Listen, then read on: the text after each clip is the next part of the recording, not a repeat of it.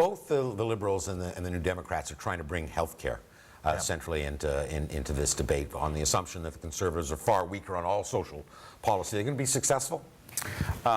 Probably not, but you never know. And the reason I say you never know is if the topic were about health care. Let me start again. Let me say it this way.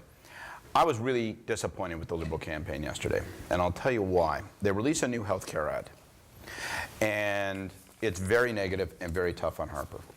You know it's not going to penetrate with media because it's an exaggeration. You know that Harper insulated himself on the 6% escalator, which was really an actual debating point where if he had shimmied on that and said, well, I want to preserve the ability to negotiate, that could be characterized as a cut, and you could have been into the mix, and you could have had a real sort of cleavage there. But he just buzzed that down. So what did they do yesterday? They release an ad. So you have to hope that it just hits with people, and it gets them right in the kisser, and they say, you know what, on balance, I don't trust them on health.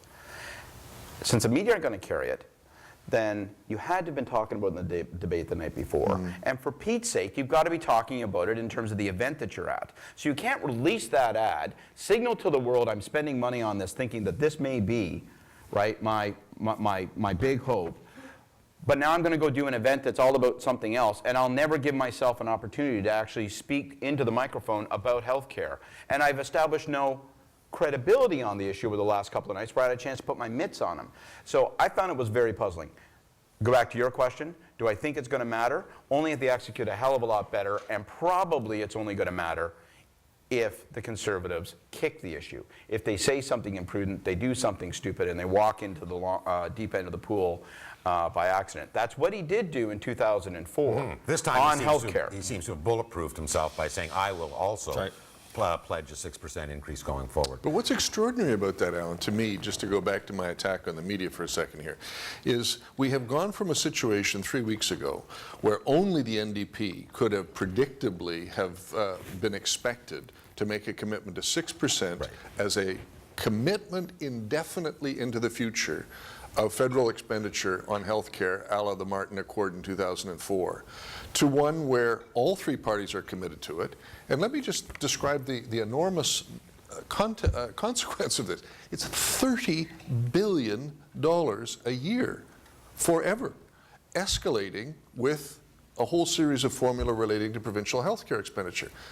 I mean, even in a Canadian budgetary context, that's not small change. There will have to be huge cuts elsewhere. Why is somebody not saying, where are you going to get that money? What's it going to come from? Where are the tax implications? On that, Jamie, I mean, you've both been watching for years and years and years, and also being part of the media. Why is there kind of a complete disinterest in the substantive side of public policy from the journalists?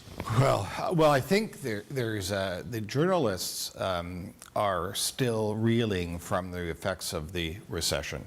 Newsrooms have been gutted.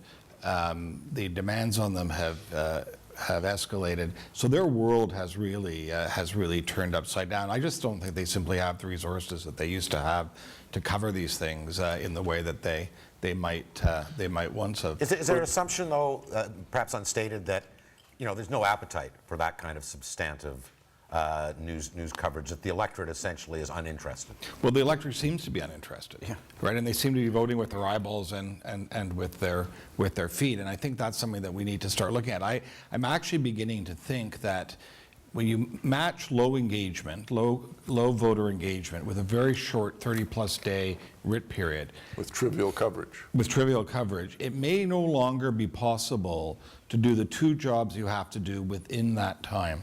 So traditionally, campaign strategists have two jobs to do in that time. One is kick the hell out of the other side, and two is to promote your own agenda, your own platform, your own manifesto.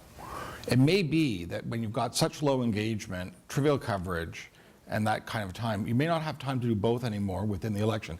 It may be that the Conservatives stumbled, because it was more good luck than good management, but they may have stumbled onto a new paradigm where you actually have to do one of those two jobs outside your writ period. Pre-writ, yeah, because no one ever did advertising. Not like this anymore. But there may have been a paradigm, we don't know that yet, but it's just something to think about. There may now have been a paradigm shift. But you're being too easy on the media, Jamie. Come on. In the days of Clark Davey, the editor of the Globe and Mail, the original Hondrick in charge of the Star, many of the people at the CBC, CBC, the idea that you would simply do trivia because you thought that's what people would want to see would never have made it out of an there was a editorial higher room. responsibility and You a higher had a calling that job. came You with the had job, a series of people on your staff who knew healthcare policy, and they had to write healthcare stories, and if they got scooped by somebody else, it didn't matter whether people were reading it or giving you pats on the back. You were judging yourself against your competition and your sense of editorial responsibility. Yeah, but who the hell, I mean, with the greatest of respect, they're not, the media organizations are in no position to make that judgment right now. I mean, they are all ailing,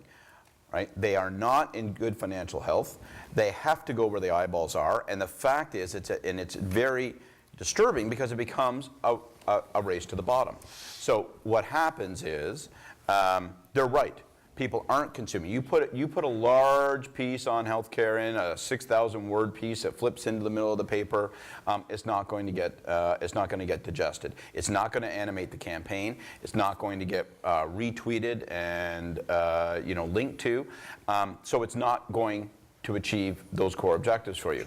And then people don't do it. So when newspapers and organizations don't do it, then all the people are left with it. So you get a smaller and smaller number of a pool of people dictating what the coverage is going to be, and there's no room for it. And it is literally a race to the bottom.